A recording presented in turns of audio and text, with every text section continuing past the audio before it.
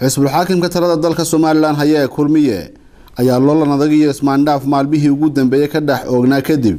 ku guuleystay xalay inay ansixiyaan guddiga qabanqaabada shirweynaha saddexaad ee xisbiga kulmiye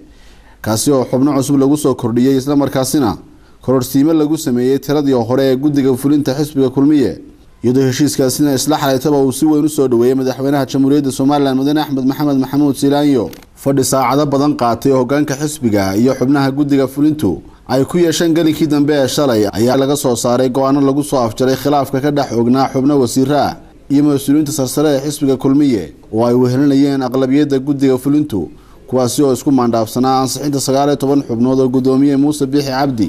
gudoomiyaha xisbiga talada haya kulmiye uu hore ugu soo xulay guddiga qabanqaabada shirweynaha saddexaad ee xisbigooda iyo sidoo kale 3 xubnood oo lagu kordhinayay guddiga fulinta ee xisbigaasi kaasi oo loo qoondeeyay ururadii doorashadii golaha deegaanka ku hadhay ee ku soo biiray xisbiga talada haya kulmiye kulan garnaqsiya oo ku qabsoomay guriga madaxweyne ku-xigeenka Soomaaliland ee magaalada Hargeysa isla markaasina ay albaabadu u xidhnaayeen ayaa waxa gunaanadkiisii laga soo saaray heshiis rasmi ah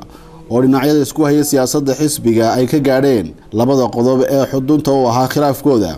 waxaana la isku raacay 8 xubnood oo cusub laga soo kordhiyo tiradii guddiga qabanqaabada shirweynaha ee gudoomiyuhu hore u soo magacaabay oo tirada guud laga dhigi doono 27 xubnood halka la isla qaatay guddiga fulinta ee xisbiga kulmiye lagu kordhiyo 7 xubnood oo 6 kamid ay ka kala tirsan yihiin ururada ay kamid yihiin ururka Rays dalsan iyo ummadda oo ku biiray xisbiga talada haya ee Soomaaliland